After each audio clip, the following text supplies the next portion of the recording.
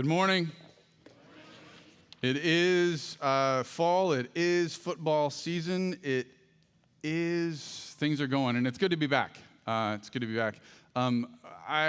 just kind of in the attitude of what I'm going to be talking about in a minute, I want you to know that church is not really about what I'm doing right now, and it's not important mostly for you to hear me speak. It's mostly important for you to meet with Jesus, right? It's mostly important for you to gather with his saints.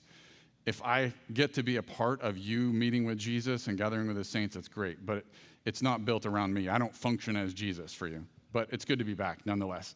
Coming up soon in February, you know what happens every February? Not just Valentine's Day, not just the Super Bowl. Some of you are in football mode, but Night to Shine's coming up. And that's part of who we are, right? Right?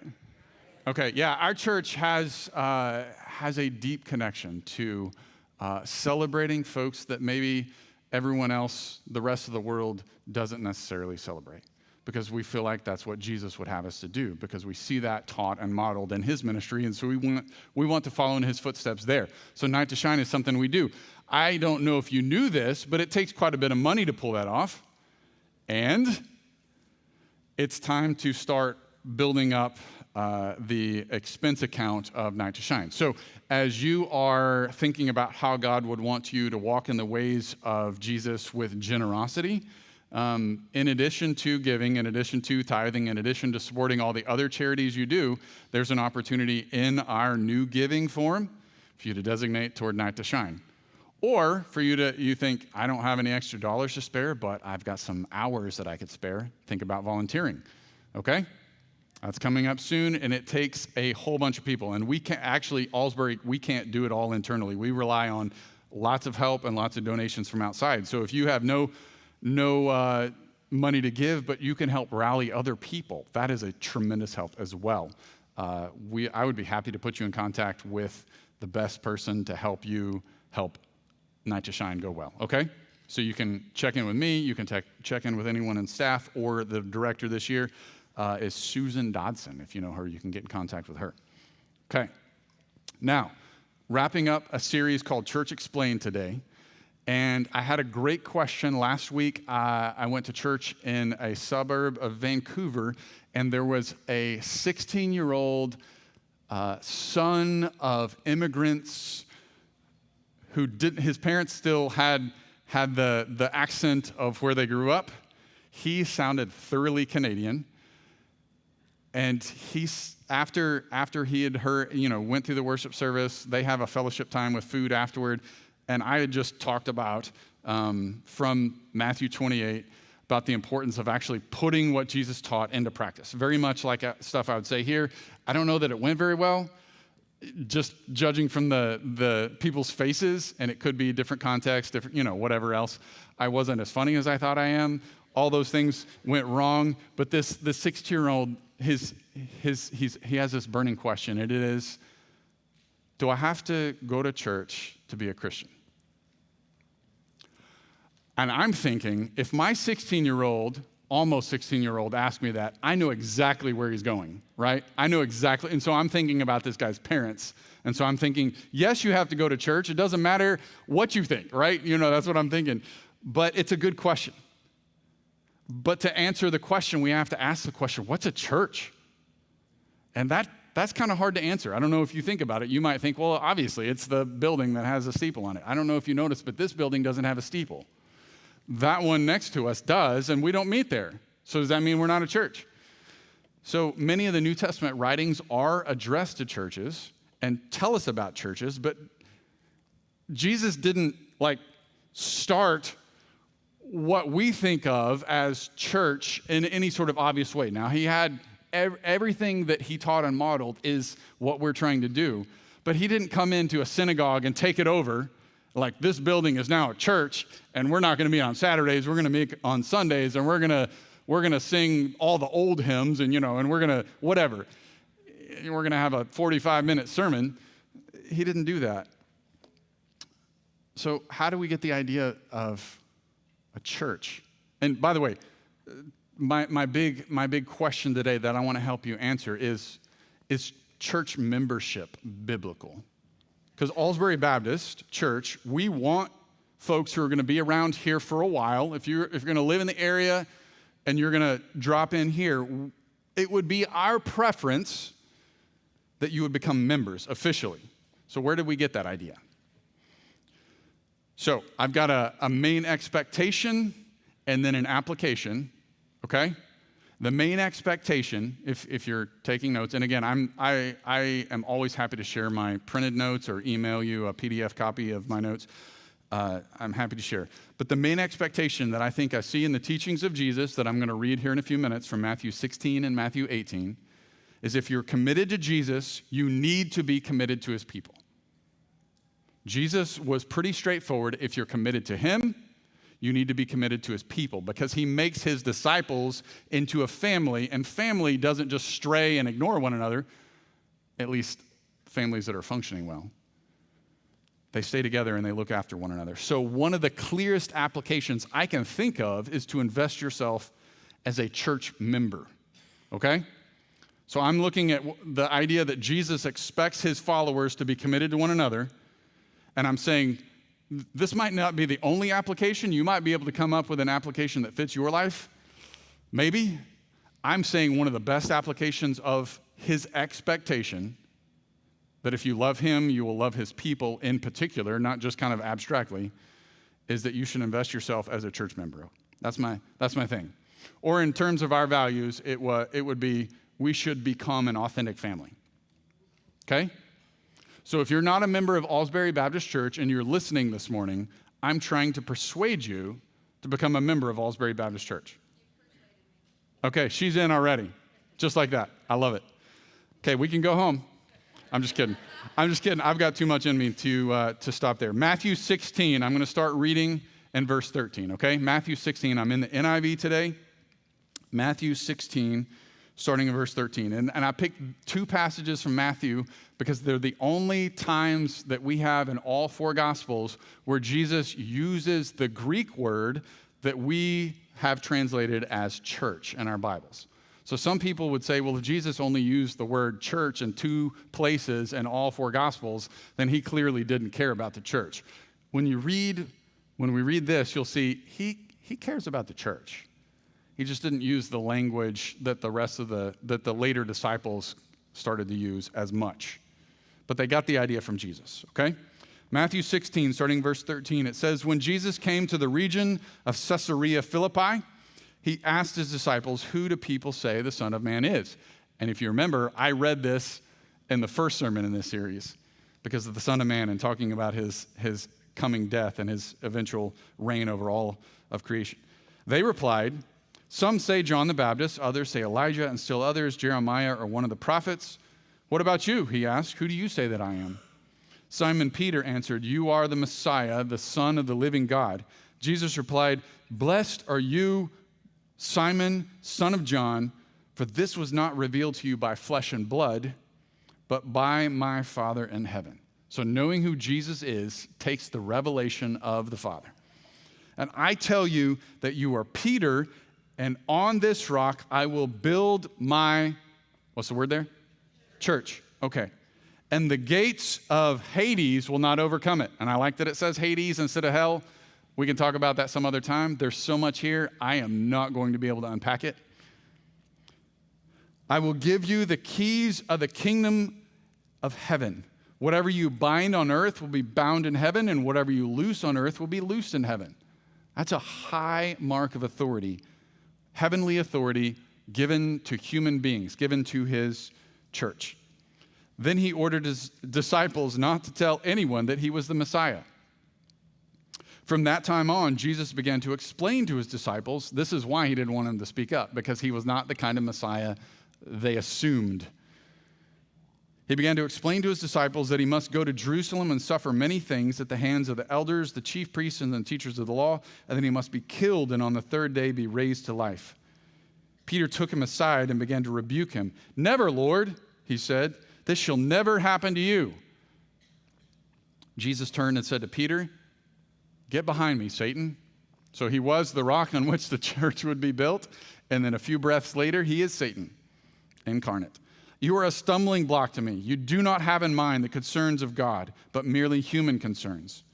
Then Jesus said to his disciples, whoever wants to be my disciple must deny themselves and take up their cross and follow me. For whoever wants to save their life will lose it, but whoever loses their life for me will find it.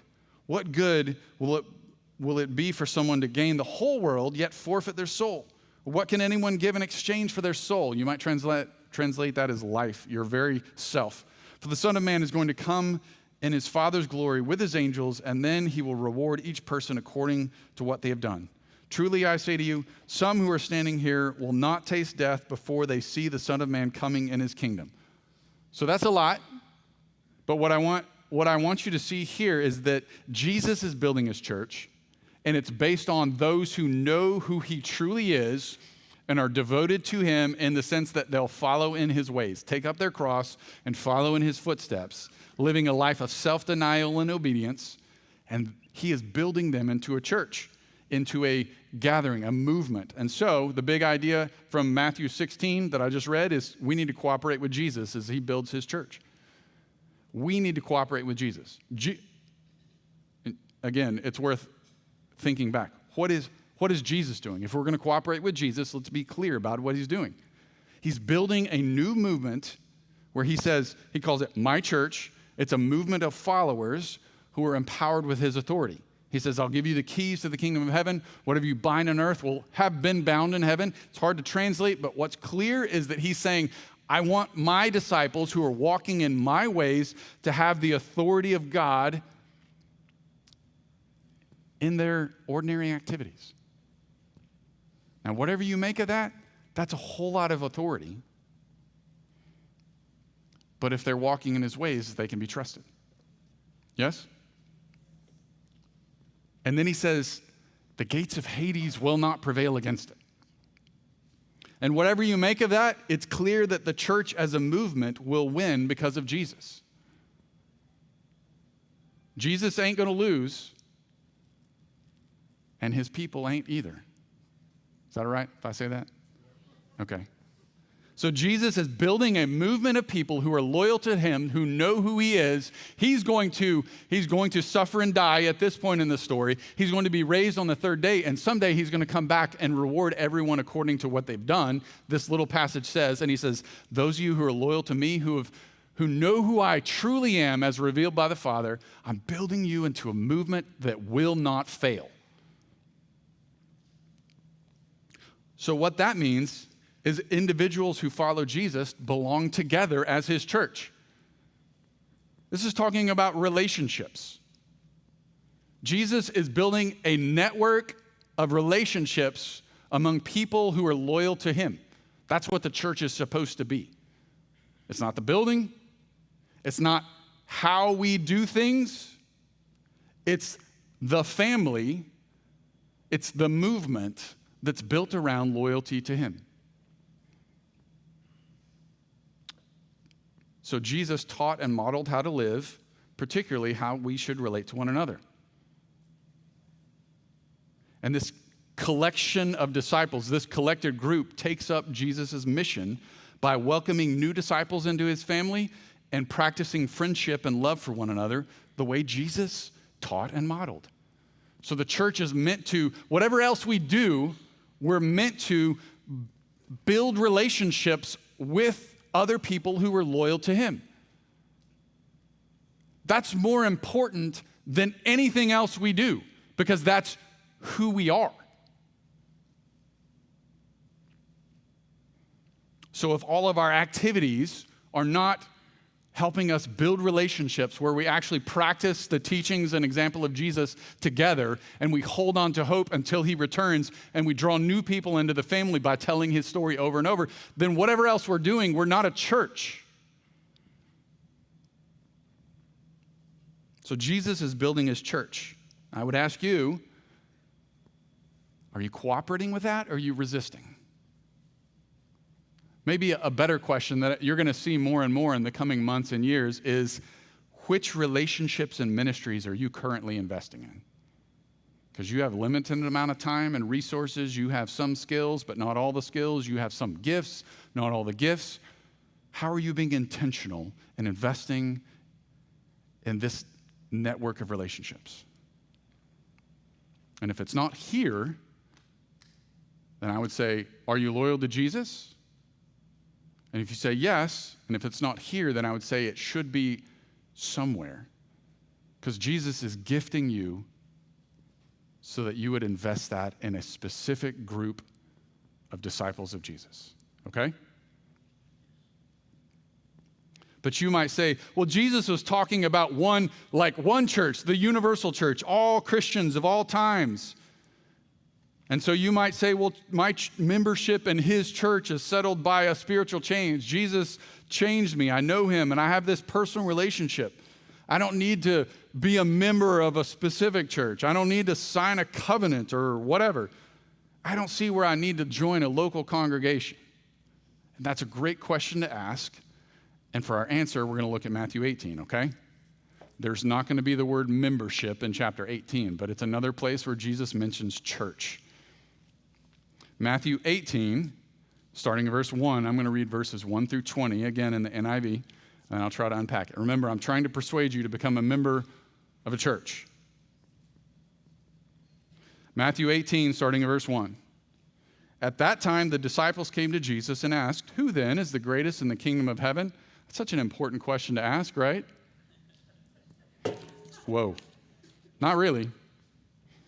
And Jesus kind of puts them back on track. Verse 2, he called a little child to him and placed the child among them. And he said, "Truly, I tell you, unless you change and become like little children, you will never enter the kingdom of heaven. Therefore, whoever takes the lowly position of this child is the greatest in the kingdom of heaven. And whoever welcomes one such child in my name welcomes me." He's not talking about naivety. He's very much talking about no one comes into the kingdom of heaven with status. We come in as nobodies and in need of everything that Jesus has to offer. Otherwise, we don't come in.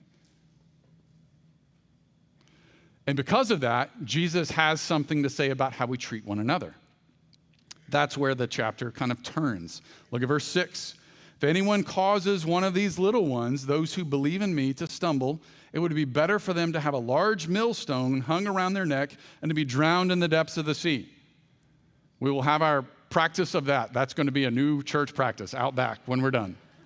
Thank you for laughing. It's obviously an exaggeration, but he's wanting us to take seriously how our relationships impact one another. Verse 7, woe to the world because of things that cause people to stumble. Such things must come, but woe to the person through whom they come. So he's saying, take responsibility for yourself.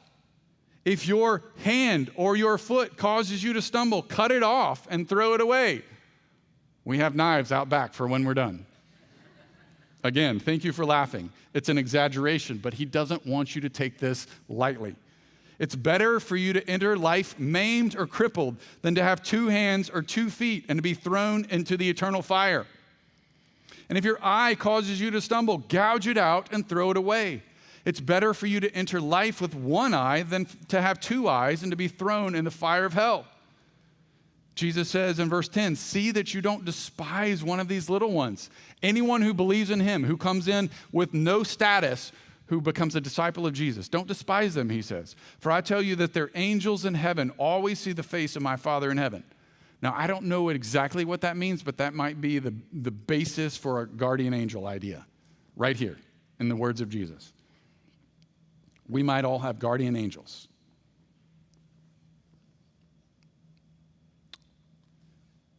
What do you think? If a man owns 100 sheep and one of them wanders away, will he not leave the 99 in the hills and go to look for the one that wandered off?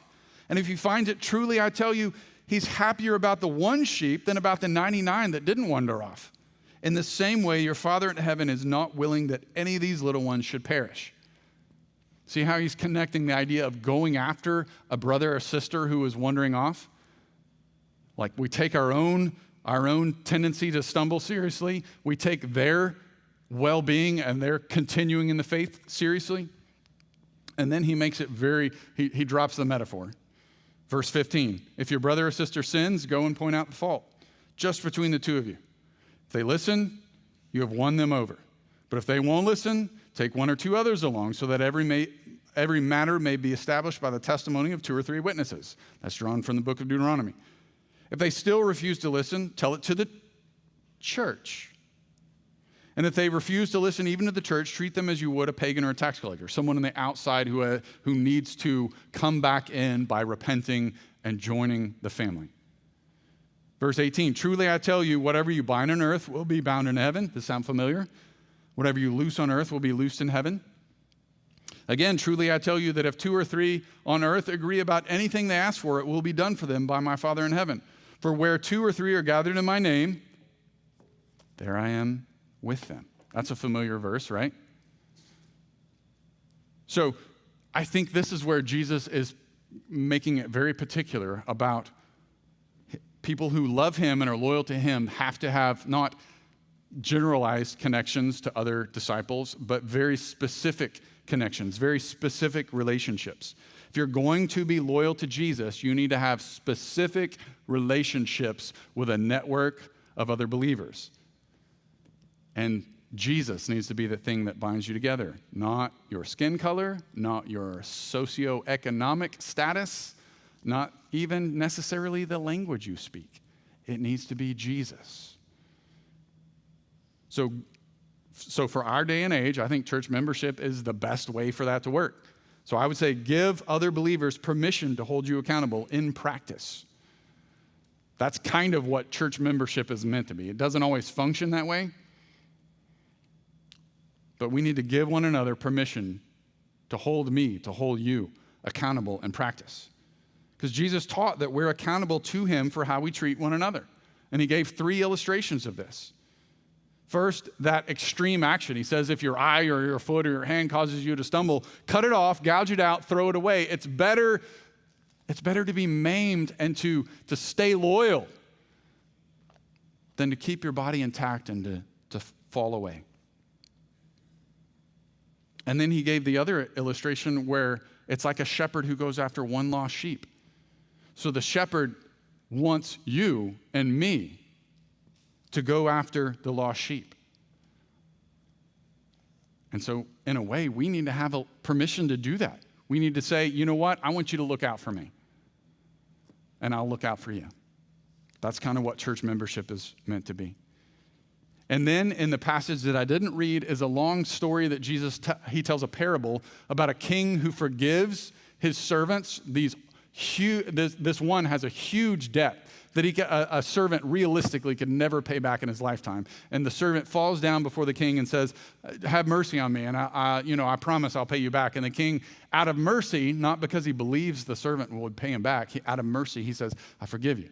And that servant goes, and he finds somebody who owes him a day or 2 worth of work, that amount of money, and he starts to beat him and choke him and says, throw this guy into prison until he can pay me back every little penny. And the king hears about it and calls back that servant. He says, I forgave you so much, and I expect you to forgive people who owe you little. And Jesus wraps up the story and he says, same way, Father in heaven will not forgive you if you do not forgive one another from the heart.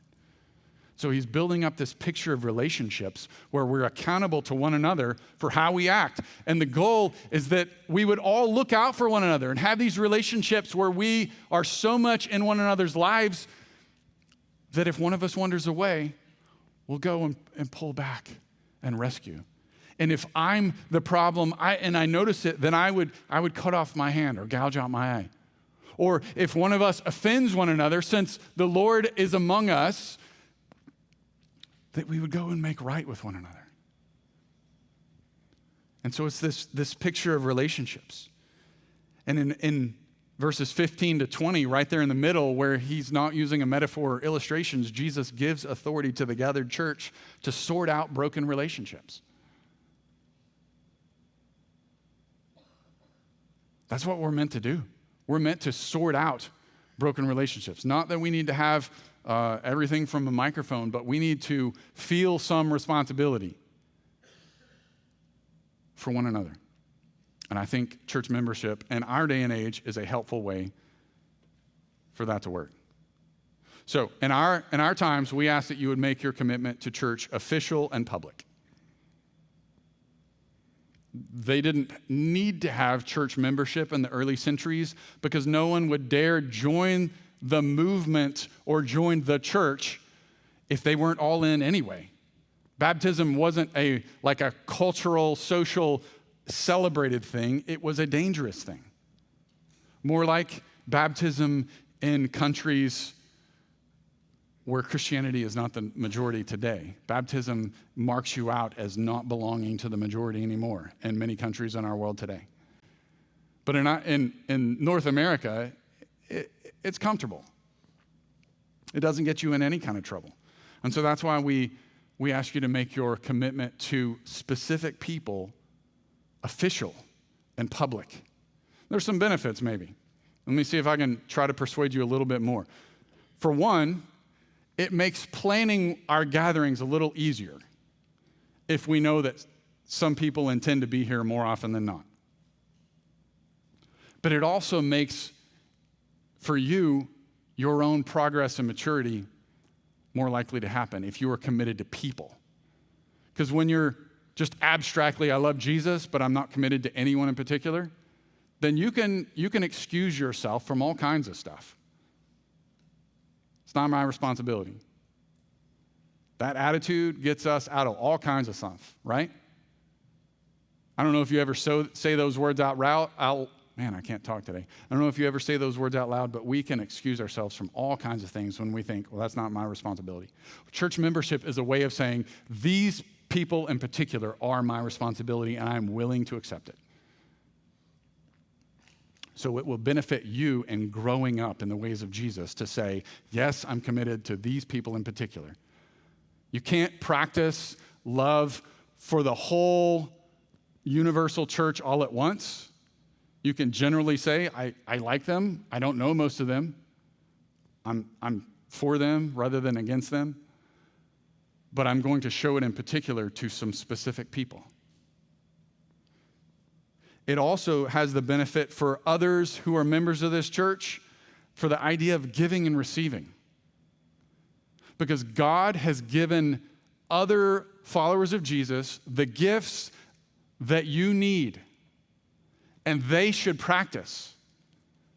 And they're working up whatever lesson, but you don't bring your kids. Or they're working up, they're praying for you and want to encourage you, but they haven't seen you in 6 weeks. Or they are setting out chairs for you and you're not coming and putting your butt in those chairs, or whatever it is. Other people have gifts that God has given them for you, and if you are not committed and regularly around, then how are they going to use their gifts for you? But also, they need the gifts that you have. God is stirring up things in you. By the Holy Spirit, if you're a follower of Jesus, God is doing in you something and several somethings that other people need. You're not meant to just come here and soak and sit and receive other people's gifts. You actually are meant to contribute, and so that we come to need one another. That's the way church is meant to work. So church membership is a way of saying, I'm committed to investing in these people, and I know that they are committed to investing in me, and God will empower us to do both. And then for the staff, it's a frightening thing when I read through some of the places in the New Testament. There's some places in 1 Timothy and Hebrews that talk about me being accountable to God for his children. That's frightening. If I have to answer for you and I don't even know your name, you laugh. That doesn't excite me at all. If I'm supposed to pray for you and you won't give me your information, that doesn't help me at all. If I'm accountable to God for you, please let me know. Please let the other pastors know. Let the staff know. That would be really helpful. This is me. I'm whining. This is what whining sounds like whenever I do it. I don't want to answer to God for people that I don't know. That just seems unfair. So if you're going to be around and I'm going to have to answer for you, or Brock or Tim or anyone on staff or any of the deacons, if we're going to have to answer for you, please join. It would be so much better So much easier. Okay, I'm done with that. All right, a few analogies that might help you. If you're not persuaded yet, I have a couple of analogies that might help. Church membership is sort of like defining our relationships. Or we put terms to our partnerships, right? Like, I expect this of you and you expect this of me. We'll maybe put it into a contract if we're going to work together, if we're going to consult, if we're going to have a limited time frame. Like, it's normal for our relationships to have definition. Marriage, holy cow. But whenever there's no definition, it's just, I'll show up if I feel like it. You should be thankful that I showed up. If that's your attitude, you're more like fans or shoppers. And again, if you have another way to apply Jesus' teaching about you must be committed to his people, if you have another way to apply it and nothing I'm saying really lands and doesn't strike your conscience, power to you. I love it. Go do what Jesus said. But please let me know that I'm not going to be accountable to the Lord for you. That would be helpful. Don't be a fan. Don't be a shopper. Actually be a disciple. Join his family. Because love in general isn't enough. You say you love everybody. It's just when it gets particular that it gets kind of hard to love real, actual people. And when the composition, the membership of the church changes, it makes loving hard. Like, I loved the church when it was comfortable and my age group was the majority and we sang the kind of songs that my age group likes and the people in my socioeconomic class were the ones who were in charge and it was great and I loved that. But now, our attitude is, well, now church has changed so much, whatever.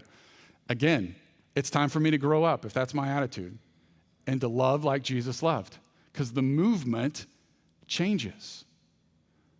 The family is adding new members and is evolving, and some people are aging out, going on to glory. And love in general is not enough. We have to follow Jesus by loving particular people. So let me ask you another question on the side of how powerful relationships can be. Do you have someone that you can talk to about real issues you're facing? If you don't, I want church to be, I want this group of people to be that for you. Not everyone in general, but let's find someone in particular. So how are you showing your commitment to Jesus? What do your practices of love for other disciples say about your love for Jesus? Our mission statement says, Allsbury exists to love Jesus by loving each other. We show our loyalty to him and our loyalty to one another. And the world's too big and the church universal is too big for us to practice that toward everyone. So we say, we're going to practice it toward these specific people. We're going to show these people our loyalty to Jesus. What does your practice of love for other disciples say about your love for Jesus? And then an honest question, because I don't want to put numbers on it, but a lot of folks around have been hurt by churches, yes?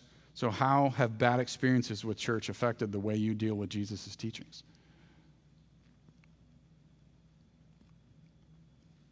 If a church has hurt you, does that mean you don't have to be committed to his people? I don't think so, but it does mean we have to navigate it a little more carefully. And one of the things that I appreciate about Allsbury is we try to be sensitive to that stuff. And if you will speak up and share your concerns, not rant in a huge crowd, but have a personal conversation, we want to help you heal. We want to be a place where folks who have been hurt by church are safe and find their love for Jesus and their love for his people reinvigorated. Okay? Let's pray.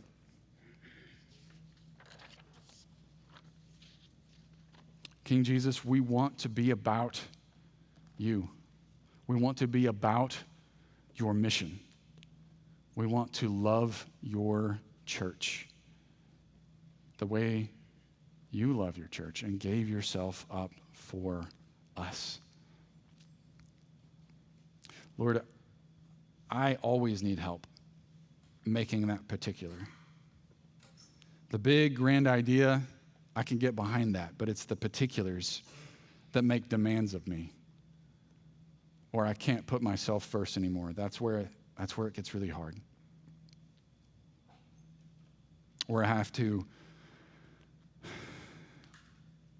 let go of my preferences and looking out for me first. Where I have to be vulnerable. Lord, I ask that you would bring us along, move us along in maturity, to walk in love,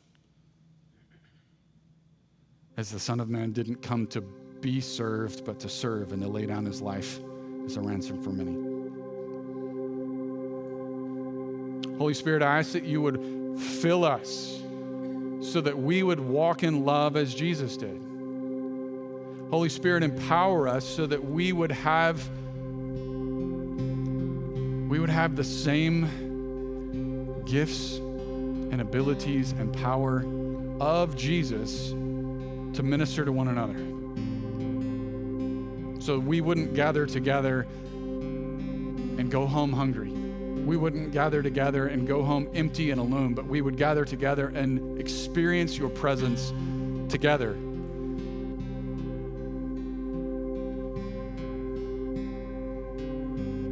Jesus, you said when we gather in your name, you're among us. We look for that. We look for you.